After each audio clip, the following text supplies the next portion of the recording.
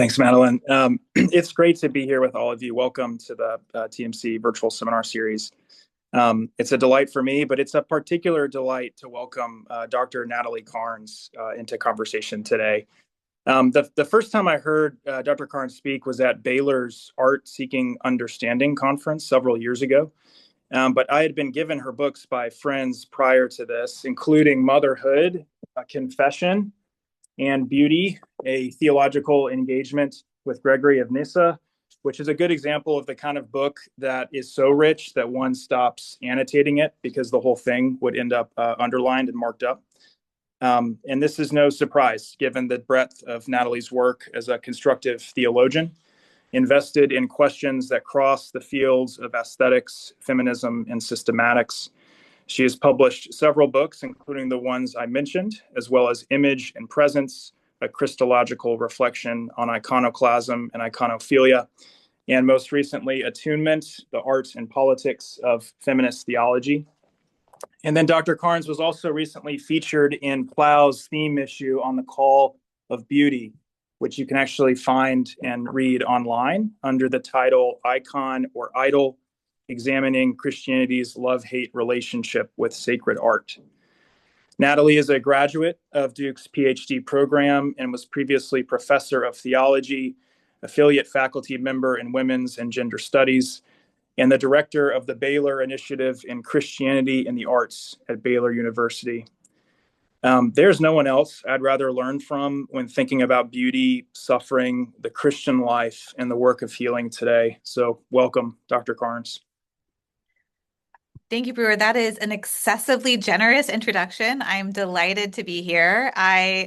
Um, there are a few interlocutors I've participated in conversations with as prepared as Brewer. I don't know if you saw when he held up my book Beauty, but the number of bookmarks in that was like truly impressive, Brewer. So thank you for being such a careful reader, and thank you for setting up this conversation together. No, it's a joy, truly. So, in today's seminar, as we've been talking, we're aiming to do a lot, discuss how beauty has been among the Christian names for God, trace the intimacy between suffering and beauty.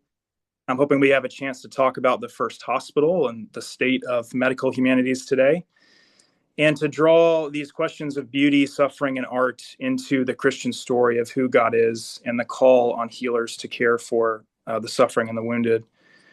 So I'd love to start at the beginning with God. How did beauty come to be, excuse me, a divine name?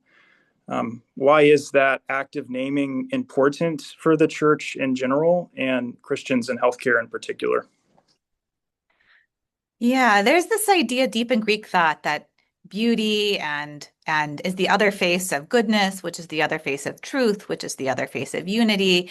And this is taken up by a number of Christian thinkers, but becomes really important for Western theology through two thinkers in particular, Augustine and the person we call Pseudo-Dionysius.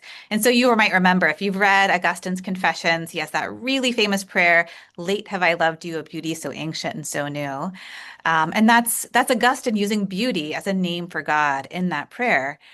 And in the case of Dionysius, he's deeply influenced by my man Gregory of Nyssa, who who thinks about beauty as a name for God, especially in two different contexts. One is when he's exegeting the Song of Songs, and he's thinking about Christ as the beautiful bridegroom.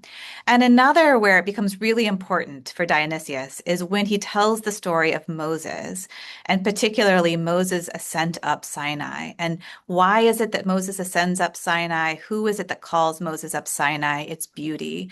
Beauty is the name for the God who calls him into the unknown, the kind of luminous darkness at the top of Sinai. And so beauty becomes really importantly associated with Christian mysticism through Gregory of Nyssa and then through Dionysius.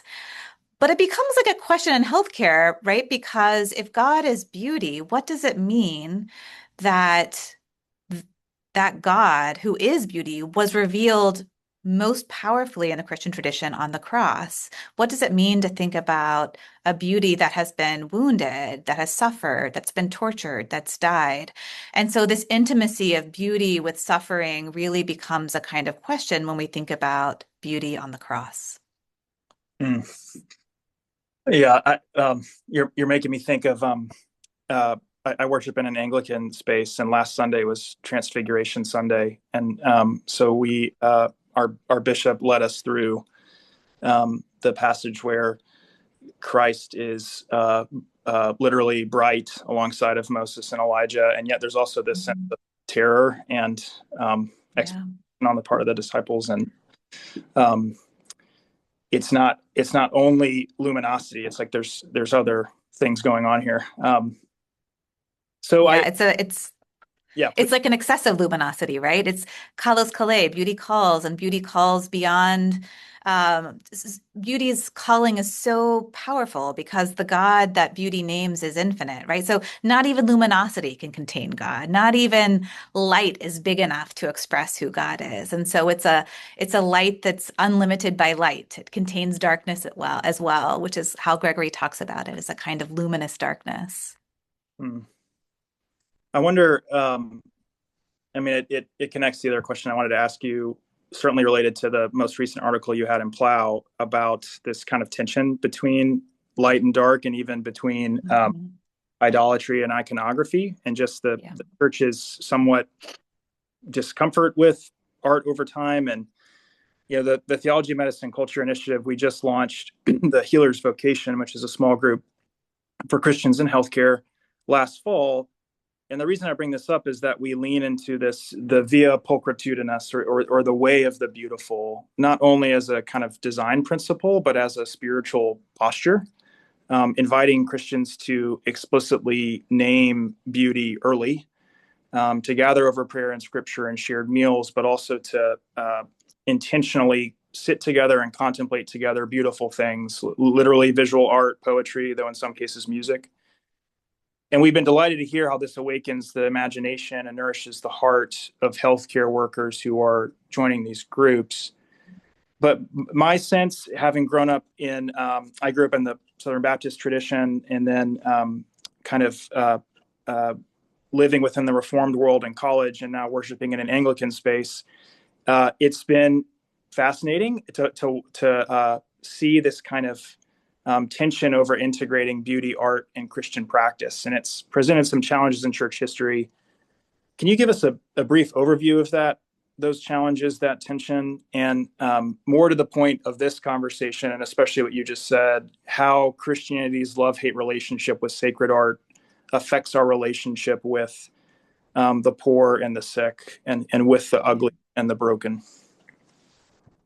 Yeah, I think it's so interesting that making images is almost coterminous with the Christian tradition, but so is the worry about those images. It never really goes away. And there's a lot of different ways that this worry about idolatry or worry about images is framed.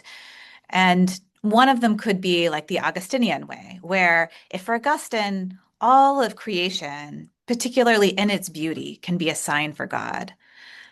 But also, all of creation can become an idol, any part of creation, and particularly the most beautiful parts of creation can become idols that seduce our desires away from God towards those things as ends in themselves. So, like, that's maybe one version of the worry about images.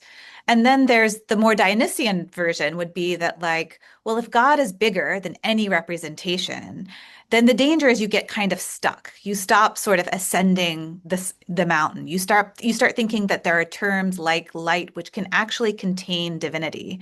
And so it's a kind of mistake about how it is signs actually work for us. But then there's a one that you might have grown up with in a Southern Baptist church, which is the more sort of Calvinist influenced worry that the heart is a factory of idols. And so this is really a worry about the kind of human and the way that the human heart is sort of in its depravity bent towards a kind of idolatry. And so images are just always going to be occasions for expressing that depravity. Um, and then there's another kind of worry that you see expressed at some points, like Bernard of Clairvaux, medieval theologian, and Abbot, he talks about this, where he really worries about how beauty and art can be, and the love of those things can be alloyed with the love of social status, with the love of with a kind of socioeconomic hierarchy. Yeah. And it's resonant with something that Simone Weil says, which is that the horror of poverty is essentially, she says, a horror of ugliness. And we could say something similar about the horror of affliction, the horror of suffering, the horror of disease. And it's interesting that we have at a few moments like this horror thematized in the stories of like some of our most famous, our most important saints. One of them would be like St. Francis of Assisi, another would be St. Catherine of Siena, who both have these moments where they see someone who's suffering from disease, from leprosy. In the case of St. Francis, and in the case of St. Catherine, it's a woman who has some infection in her breast, and they experience revulsion. And they overcome that revulsion by drawing near to the suffering person in an act of mercy and an intimate act of mercy. And then their revulsion dissipates. And it doesn't just dissipate, actually. It like transforms into a new way of perceiving the person who's right in front of their eyes. But that's another way that there's always been a worry about beauty going wrong, is that beauty and art can be alloyed to social status. And we've seen some of that worry also expressed in different ways in more recent history. Yeah, I thank you. I mean, when we talk about the medical humanities later, I definitely want to bring this up again because I think this is part of the fraught relationship that medicine at least has with art. Maybe not the beautiful as such, but certainly with art, that it can be a kind of it can be used as a kind of gloss. And the history of physicians within Nazi medicine would be case in point for this. How many of those docs had fine art degrees or literature degrees, and how much the conversation was actually about aesthetics. And so and everything you just said, especially St. Francis, makes me think about some of the artwork that you've brought to share with us. Mhm. You you write beautifully in this essay titled "Embracing Beauty in a World of Affliction." That quote, beauty seems caught in a trap. It is problematic for drawing too near poverty and problematic for staying too far away. And you've given us some remarkable art to reflect on with that in mind. The photography of Sebastião Salgado, Hans Holbein's Dead Christ in the Tomb, the famous Eisenheim altarpiece by Grunewald, and then Correggio's Madonna Nursing, as well as a print of St. Francis by Craig Yingst. I'd love just to hear you riff on these and show us Yeah. what you're seeing. Okay, I'll show you my props. Um, yeah, so these are some of the photographs of a Brazilian photographer, Sebastião Salgado, who has been criticized. He goes to places of where there's various forms of suffering and forced migrations and famines and disease, and he photographs the people. And so these are just a few of them. You can find them all over the internet, but he has been criticized for making suffering beautiful and for aestheticizing people's suffering.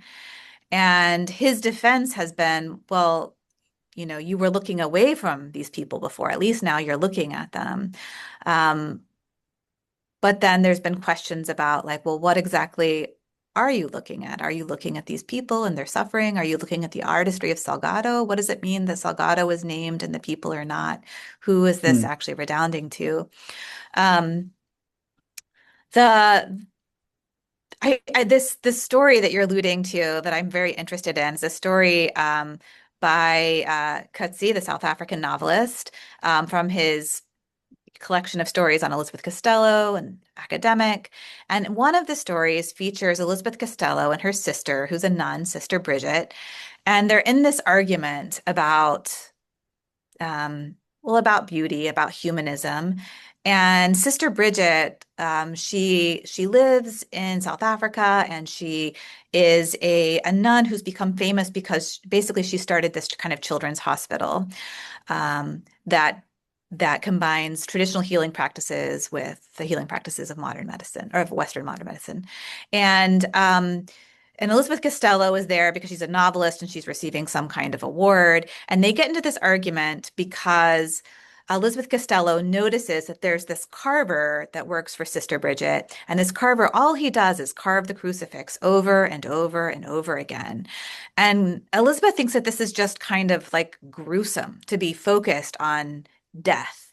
And once this carver to be sort of introduced to the greater world of art and beauty, to focus on vitality and life and what she thinks of as humanistic beauty. And Elizabeth Costello, as she's sort of arguing with her sister and then later replaying the argument in her mind, she assigns these kind of images to her sister. Her sister is like Hans Holbein's Dead Christ, this image right here. Her sister is like Grunewald's Isenheim altarpiece, these kind of images that seem to glorify and revel in the suffering Christ. And instead, she thinks, why not draw from a different tradition? Why not draw from this tradition of the Mary nursing Christ? In this case, this is Correggio's Madonna nursing. This other kind of tradition we have for thinking about a kind of vital humanistic beauty. And what's interesting is what happens throughout the story is that Elizabeth Costello, when she's confronted with the crucifix, a large crucifix, she faints. She's worried about going to the hospital because she's worried about the suffering and death she'll see there. She even says, "Let this cup be taken from me," because she really doesn't want to go to her sister's hospital. But once she's there, she finds a kind of gaiety and a vitality and an affirmation of life that she wasn't expecting.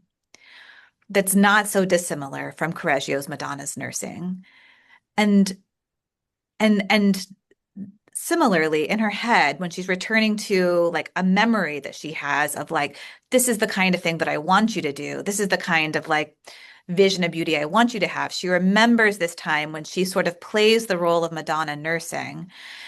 But then the way that that assumption of that role leads her into an act of mercy that she later identifies as gruesome, as grotesque. And so her attempt to play the role of Madonna nursing leads her into something like the Isenheim altarpiece or Hans Holbein's Dead Christ.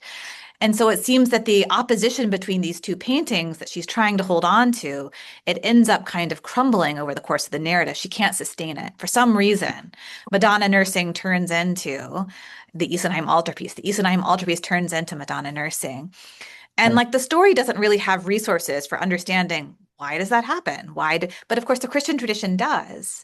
And that's because in the Christian tradition we have a picture of a God who is beauty and a God who is constantly going out to what is not God, including the most unbeautiful parts of the world. And so it's sort of deeply resonant with this God. And Gregory of Nyssa, as he's defending the incarnation against people who say, how unfitting that the Most High God would become human, he refers to this as the God who goes out and sort of describes the way this is actually deeply in consonant with who God is. And he goes through all the objections, and then he says, what could be more fitting than that God would come to the aid of those who are in need? For our nature was sick and in need of a doctor. And philanthropy is the mark of the divine nature. And I think that that's really interesting, right? That he draws on this picture of God as a doctor to suggest who it is God most fundamentally is. And for him, these two are the same. God is the doctor, God is beauty. These are two different pictures of who God is. And I think it's not unsurprising then that he gets caught up in his older brother's program of starting the first hospital. Yeah, I'd love to hear I'd love to hear more about that actually connection between the Mhm. hospital.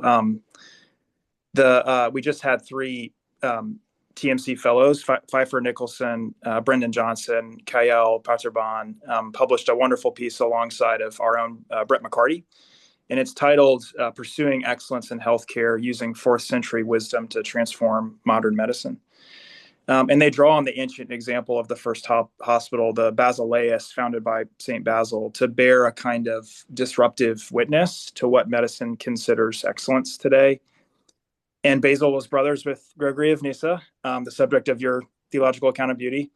I loved how you said your man. I was like, that's and both Basil and Gregory were mothered, as I understand it, by their older sister Macrina, who suffered from her own woundedness Can you say more about that? Just how St. Basil's glorious new city, as he calls it, of the first hospital, as a kind of deeply inspiring and transfigured side of healthcare, was influenced by his younger brother's vision of the beautiful and his older sister's woundedness. How did beauty and suffering shape the first hospital from which, however faint, our current medical institutions still echo today? Yeah, I mean, I can't give you like a historical account of like documents, but I can say how it shows up in Gregory's sermons. Um, because the hospital is actually built during a time of famine. And so the hospital is something that it's not separating out sickness from poverty, from hunger. All those things are like wrapped up in this kind of hospital, which is called a new city because it's a kind of it's a new work of the Holy Spirit here. It's a site of the Spirit's work. And for Gregory, what I think is really interesting about his famine sermons in support of his older brother's program is that he is he's trying to call people to acts of mercy. And so to call people to acts of mercy, he's really aware of all the ways we can go awry in our relationships with one another. Like one way that we can go awry is that the people who are satiated, the people who are not hungry, who are not in need, can just ignore the suffering of those around them. Another is that they can just um, turn them into seeing them as kind of subhuman and so minimize the kind of claim these people have on them. And another is that they can turn their suffering into a kind of spectacle for their own entertainment. And so his famine sermons are really complex attempts to resist all of those ways that our relationships can go awry. So he's intent on showing the people who are living with need as, on the one hand, look at how these people are beautiful and bear the image of God, but look at how the way that they have been made to sort of suffer and they've been excluded from resources. Look at how this has made them have to live the way that beasts live.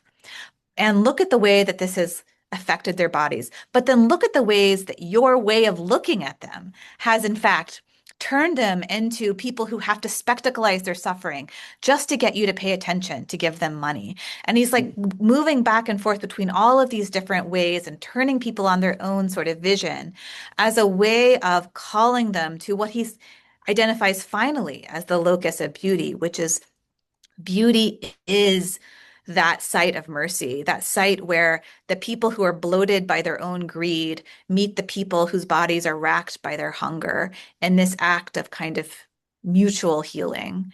And what could be more beautiful than mercy? And of course, what could be more beautiful than mercy for Gregory? Because you remember, as I said earlier, that mercy is the mark of the divine character. Mercy is the kind of picture of the incarnation of God coming to us in need. And so the fact that we are then able to participate in the healing of other people through acts of mercy is a way that we can reflect the beauty of God. Yeah, thank you. I mean, you're making me think of my own formation as a family physician, and I don't know that I mean, it's just striking to me. I don't know that I can recall a single time that the word mercy came up, I guess, as like a Mm. explicit goal of the Mhm. medicine. I mean, I'm sure it came up in maybe talking about charity care or some conversation around that topic, but for that to be the for that to be an explicit thing that medicine trains us to see people within. So maybe I'll ask about that. Like how I'd love to hear kind of your experience interacting with the medical humanities world, insofar as the medical humanities try to take up these conversations. Because I don't sense that mercy is always the dominant frame. Mhm. Medicine has, I think, a somewhat complicated relationship with the beautiful. I grew up training in art before choosing medicine. Um, so I always sort of entered that field already with the formation of trying to see the beautiful and broken places somewhat already as a part of my vision. But medicine's been looking to the humanities to somewhat heal itself for at least a century. William Osler mentions this as early as I think 1919 was his last public speech where he talks about this. And I would venture to guess that today most medical schools in the United States are going to have some kind of initiative or elective in the arts and humanities. And yet at the same time, medicine today has been bemoaned for being more mechanistic and obsessed with efficiency than ever before, precipitating a crisis around vocation and even the very language of calling itself, especially over the last few years. And to illustrate this point, maybe even further, I grew up with my dad giving me the covers of JAMA, which is the Journal of the American Medical Association. He would tear them off the front of this important journal within the academic medical world. And at the time, JAMA featured these iconic cover design with a single work of art, along with commentary in its opening pages. But in 2013, which is the year I started medical school, JAMA replaced their cover art with a inspiring image of a table of contents, which was almost painfully representative of how burnout was becoming a household word at the time. That was the first year the majority of physicians no longer recommended medicine as a career to their children. It's actually also the same year that Therese Southgate died, who was the physician historian who curated this art for decades and wrote most of the accompanying commentary. So big year. I'd love just to hear you riff on that and just your experience watching how fields like the health humanities have taken up these questions.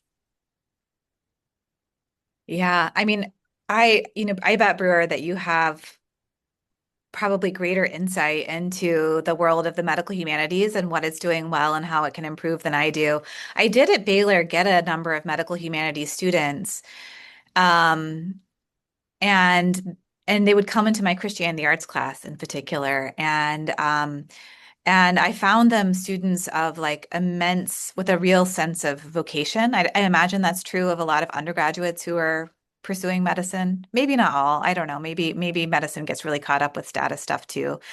Um, but I think if medical humanities is looking to arts and humanities to solve its problems, then um, sort of an irony because the arts and humanities are themselves in a crisis and have been a kind of perpetual crisis for the last couple decades probably.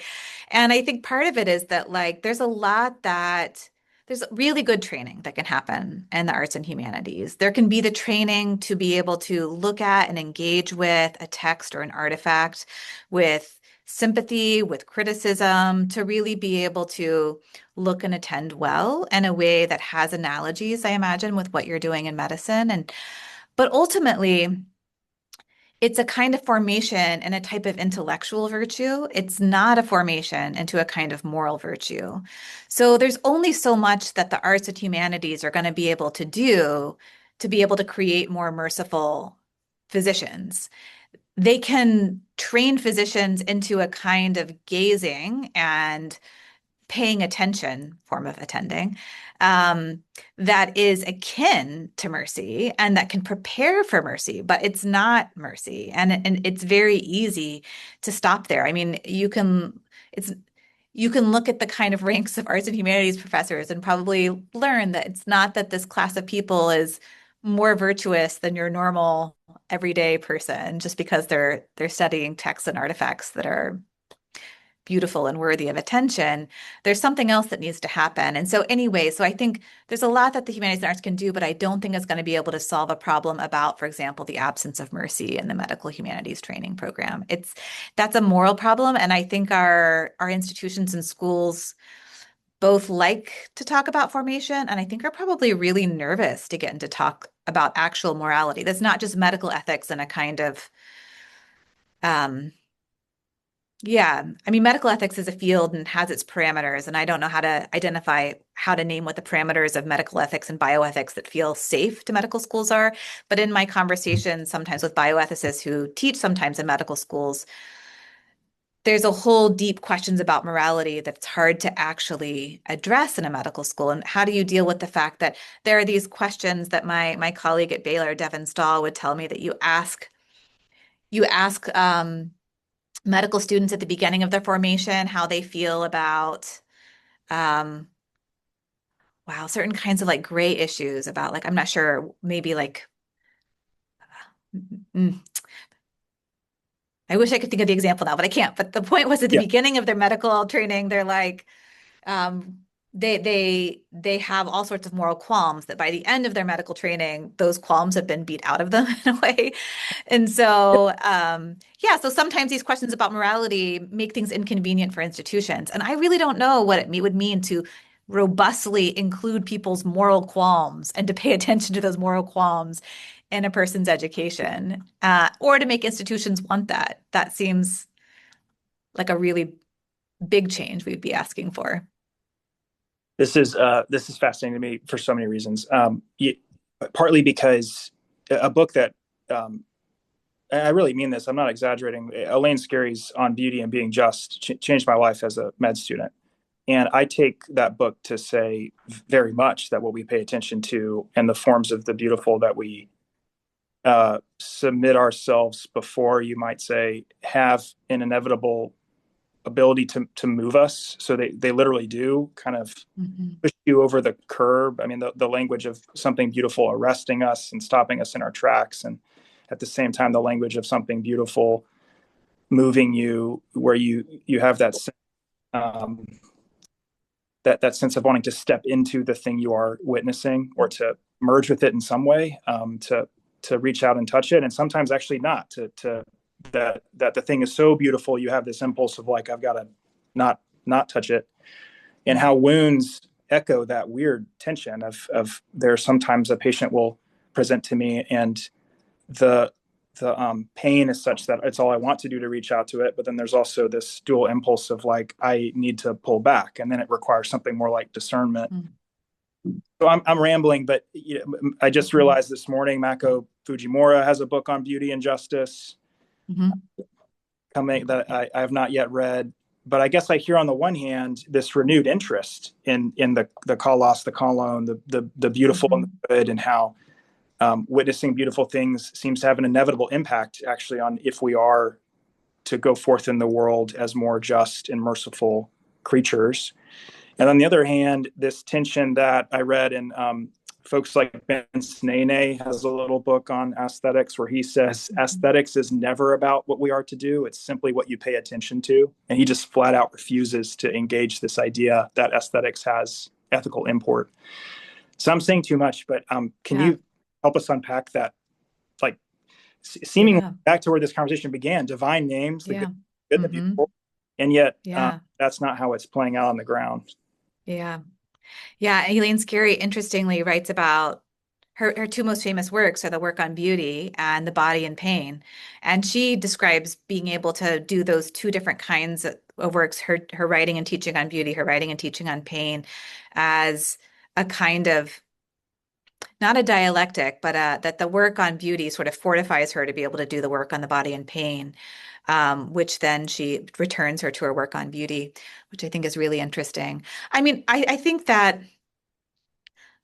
beauty does work, but that doesn't mean beauty is going to replace our will or our sense. So one way to think about this would be, so John Calvin, when he's talking about the sacraments, he's sort of like trying to address this concern on the one hand that like he's not going to go he's trying to mark a position that's different from a Catholic position on the sacraments, but he's also trying to mark a position that's not the same as a kind of more symbolic or what we might now call like a low church view of the sacraments, where that would see that like the sacraments aren't actually effective. And he wants to be like, no, look, the sacraments are effective. Like, I realize that you're making this argument that people take the sacraments and they're still bad people. He's like, yeah, that's obviously true.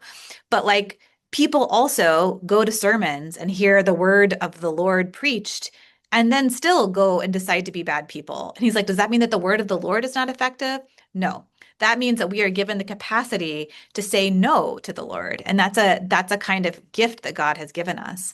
And we might think of beauty in the same way. Like beauty is an invitation to transformation. Beauty gives us the possibility of transformation. But we can choose whether or not to step into that transformation or not. We can choose whether or not to turn that invitation to beauty into a deflection from the problems of reality. We can turn it into something that we can master and control. Or we can try to say yes to a beauty who continues to call us up the mountain into the luminous darkness, into a place where we are not in control, but we are sort of before the holiness that is so much greater than ourselves.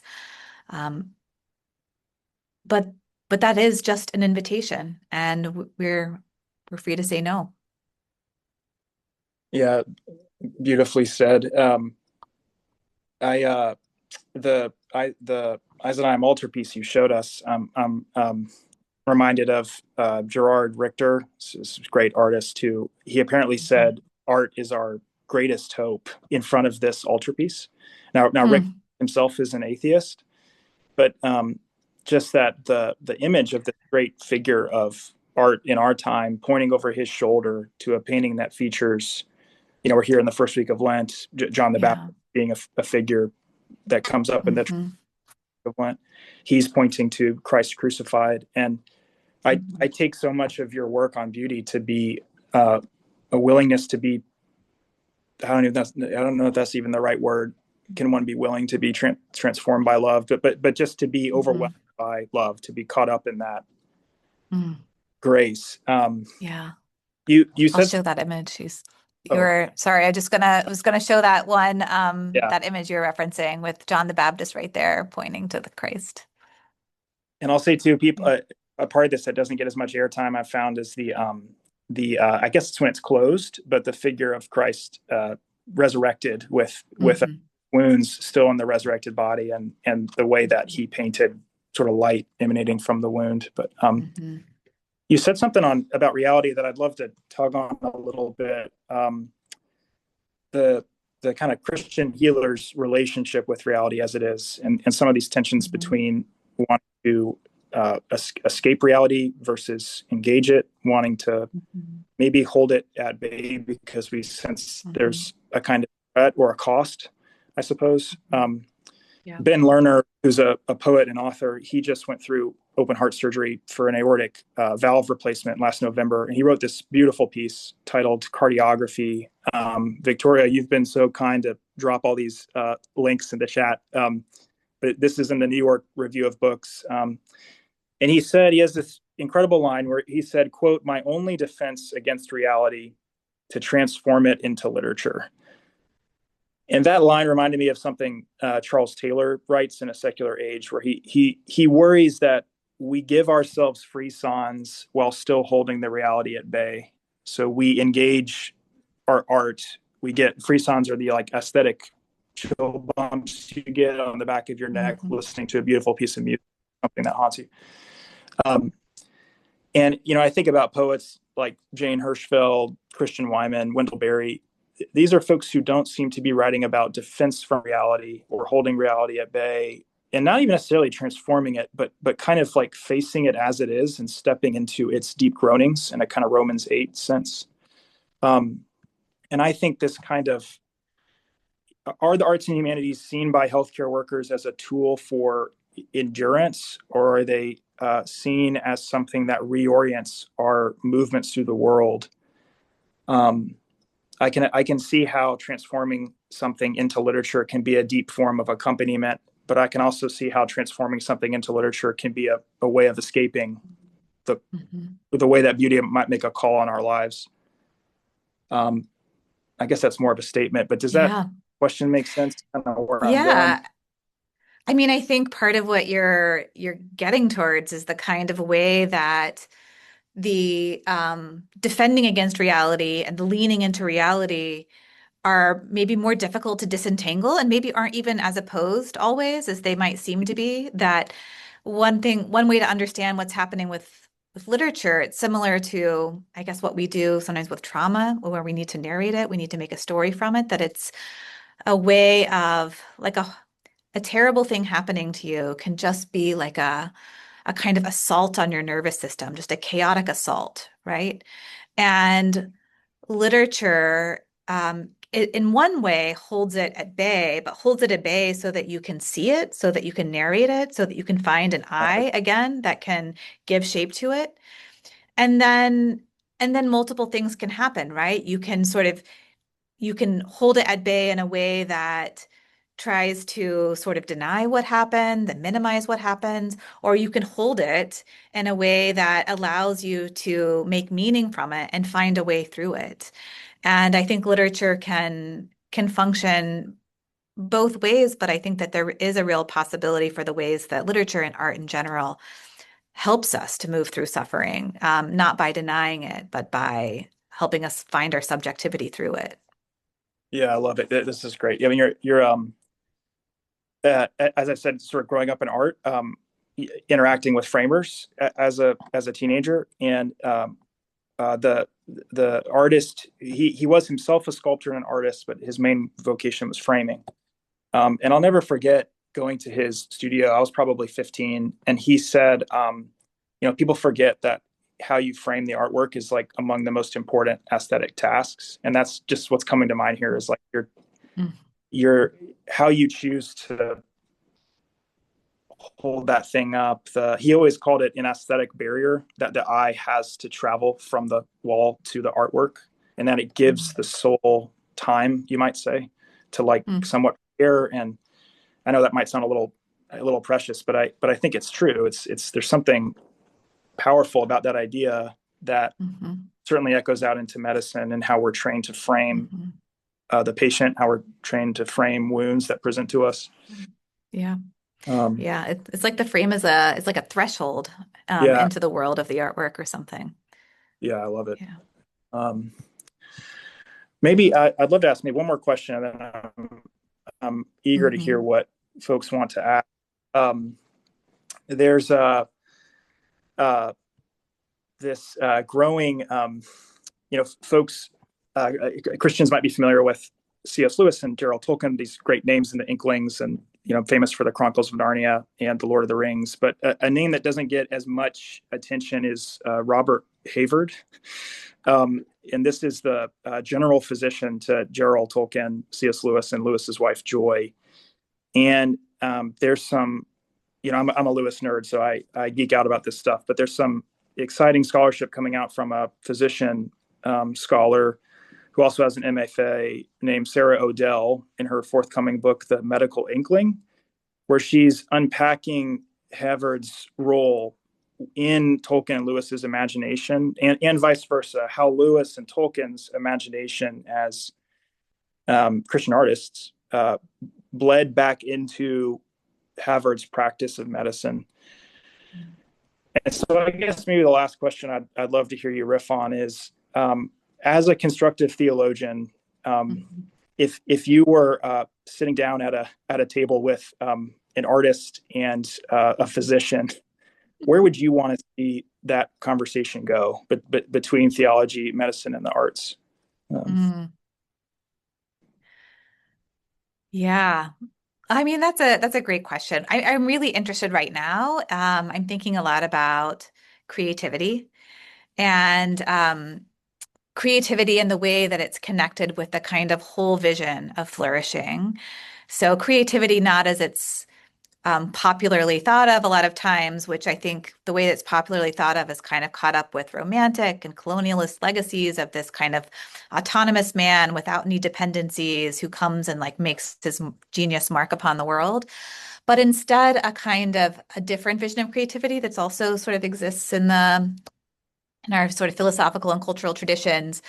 One word for it is like creativity is a kind of greening, which I don't know if Hildegard of Bingen at Baylor Yeah, is like a big person in medical humanities world. And so I don't know if she is here as well, but the greening is also one of her words for thinking about um, the kind of vitalizing work of the spirit in our creation, but also what plants do and also what humans do. And it's the greening is a word that is like it's like the fecundity of life lifing.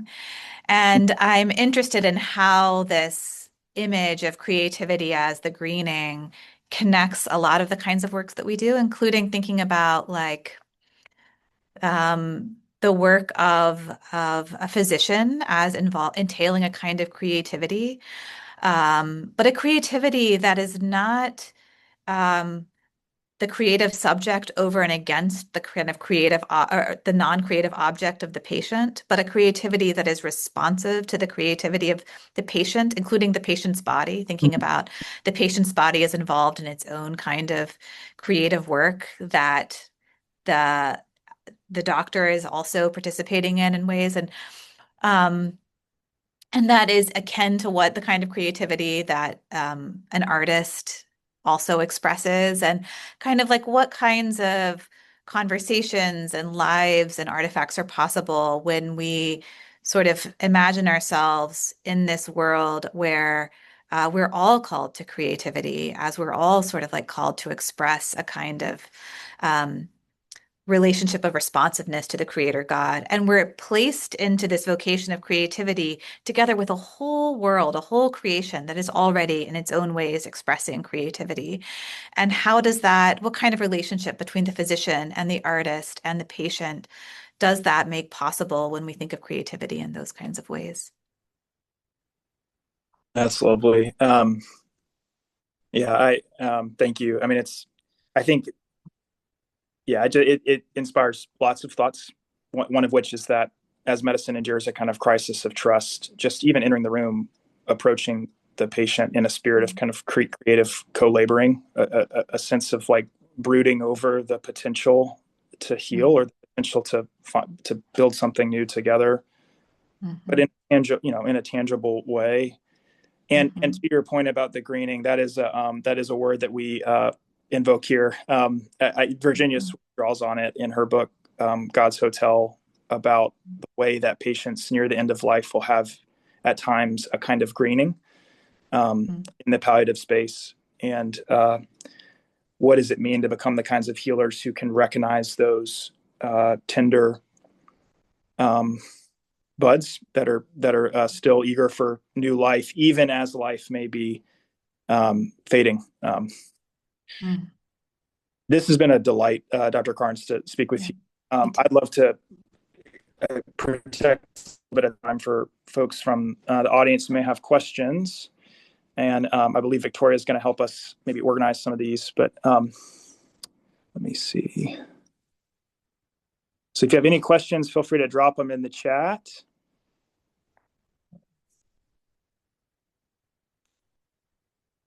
It looks like there's Let's see a here. question in the Q&A. Oh. Let me see here. So I'll read this one live then. Thank you for this question. Dr. Carnes, in your Plow essay, you describe the tense relationship between visual art and church spaces. In conversation with Dr. Eberly, do you see any parallels in art in healing environments like clinics and hospitals? And if so, what might be the utility or even Christian witness of advocating for the arts within clinical spaces? Thank you, Andrew. It's a great question. Yeah. Yeah, thank you. I mean, I do think that there's ways in which art witnesses to the importance of mercy. I'm not talking about just in its content, but in what it is. Like art is um, these kind of materials. Paint, it's canvas, it's, bronze, it's marble. Um, but we attend to it as art because it is more than its material existence, because its materiality is more than just its materiality, because it opens up into some larger reality we call art. And that art makes a demand on our attention and a claim on our attention. And I think there's something similar to what happens in the kind of, callings of mercy, that you have this flesh and bones before you. In the story of the Good Samaritan, you have this half dead body on the side of the road, right? But how do you see that half-dead body as more than just a set of wounds, as more than just a kind of half vital thing? Well, there's a kind of similar conviction that this material existence is more than just this kind of set of materiality, that there's an excess to it, and that moreness makes a claim on you. It's also a claim of attention, but where it's the different kind of attention, where art makes a claim on your attention, as in paying attention, the kind of half-dead person along the side of the road makes a claim on your attention in terms of your tending to their wounds. We are all called to be the Good Samaritan who tends the wounds and the suffering of the person that we see. So I think there's a way in which this is like a really abstract connection between art and the kind of mercy of that's important, I think, to a hospital setting. But I think more practically, that abstraction cashes out in terms of the art maybe makes you look more carefully, move more slowly through a space, to have a space that sort of points to a kind of joy and beauty beyond the kind of mechanistic surroundings that can sometimes be the machines and things in a hospital space. So even though it's an abstract connection, I think there's ways in which our experience of the space can point to that abstract reality as well. I don't know. Do you have something Yeah, to and add, Brewer? What do you think? I'll yeah, I'll just riff very briefly that folks like Emily Peters, her book "Artists Remaking Medicine," as a kind of attempt to practically work out in the very architecture and artwork that clinical spaces use. It is a great book worth exploring. And the famous window study comes to mind immediately, that patients who had a view to a window that also had a view to a tree healed slightly better in the post-cholecystectomy setting than patients who only had a window to like a parking lot. And those folks healed slightly better than patients who didn't have a window at all. So just this strange sense that the very architecture of the very built environment of that branch of aesthetics can affect you. And I noticed there's this question from Philip Cooper. It's in the chat that as a palliative care physician, I feel that being present comes close to being merciful. And I want to say, absolutely. Presence is a form of mercy in many cases. And I mean, I think like, burying the dead is often named as one of the kinds of corporal acts of mercy, and that attending to the dying is kin with that. And so I think there's a real actual tradition of thinking about being present with people in their suffering as an act of suffering. And of course, it's as an act of mercy. And of course, it's thematized in the book of Job. Like, what are you called to? Just to be present to your friend in his intense suffering. So I don't think mercy means that you have to be problem solving by any means. I think mercy can just call for, and I say just call for as if this isn't so hard to give, but mercy can also be the calling on you of the fullness of your presence to someone in their pain. This is a question from Warren Kinghorn. How do you understand the relationship between beauty and care? What is it about care and about giving or receiving care that evokes beauty? And what can clinicians learn from this? Yeah. Well, thanks, Warren. That is a great question. And I really appreciate the way that you framed it, which is the way that kind of care itself evokes beauty rather than beauty being a kind of prerequisite for care. Because in the kinds of examples that I was pulling from earlier of St. Catherine and St. Francis, it's the case that it's the care that then begets a new form of perception, that begets a form of seeing beauty. I think that there's an intimate relationship. I mean, Elaine Scarry talks about this some, where she talks about it from the other direction, where she says that beauty promotes a kind of regard. When something is beautiful, you want to take special care with it, and that regard can move out laterally. So you see this beautiful vase, you fall in love with this beautiful vase, you want to take care of this beautiful vase, and then that maybe trains you to see all faces in a kind of different way, where it doesn't just stay with this one object, but it moves out laterally. And similarly, she talks about you see the beauty of the Lord, and then it moves to what's adjacent to the Lord's mother, and then you see the beauty of the Lord's mother, and you offer regard to her as well. Um, so there's a way in which beauty sort of can promote a kind of care, but then also uh, that treating something with care can be transformative to our capacities for perception, so that um, when we treat something with care, which is how the Lord treats it, care is a form of love, then we enter more deeply into the possibility of seeing things as the Lord sees them, which is to see them in their beauty. And so I think there is an interesting like mutuality between beauty and care where it doesn't just run one way. Hmm. Yeah, even And what just can some of the most clinicians learn from inspiring. this? I don't know. What can clinicians learn from this, Brewer? You take that part. What do you think? Um, well, my immediate thought was just the sheer volume of. I mean, one of my favorite things to read in the academic medicine space is reflections from interns and med students who are Mhm. almost invariably reflecting on some act of care that in its Mhm. beauty made a claim on them. Um, that's not an answer to what clinicians can learn. Mhm. Mhm.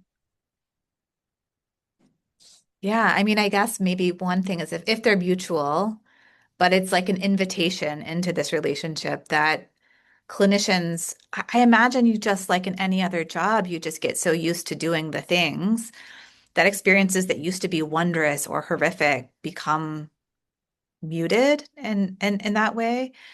Um, and so maybe it's something like if you're willing to risk vulnerability and moving into your relationships of care with your patients, then there's a way in which that vulnerability can yield a kind of transformed perception. Um, but I No, I definitely. realize that to be a physician is and risking vulnerability is risking a lot. No, it's, again, beautifully said. I will say, I mean, medicine's weird. It's so asymptotic, the sense that you never quite arrive, that you're never quite, and maybe this is the family doctor in me coming out, as opposed to like discrete surgical needs that really do sort of close. But that sense that like to follow a patient as they unfurl before you, and um, to be claimed by that process, which I often experience as similar to letting a work of art or a piece of literature or a poem, piece of music sort of make a claim on me. Um, that's what comes to mind. Often the most practical decisions actually, for the sake of the patient's healing and health, come out of that process of sitting and beholding. Um, all right, we're at time. Thank you, Dr. Carnes, and really everyone for joining us today. Yeah, This was thank really a you. delight. We would welcome everyone to join us again on March 6th at 12 p.m. for our next TMC seminar. It's titled At the Feet of Abraham, Hospitality and Peace in Interfaith Dialogue. Thank you all again. Hope to see you next month, and blessings upon each of you these first days of Lent. Yeah, thank you, Brewer.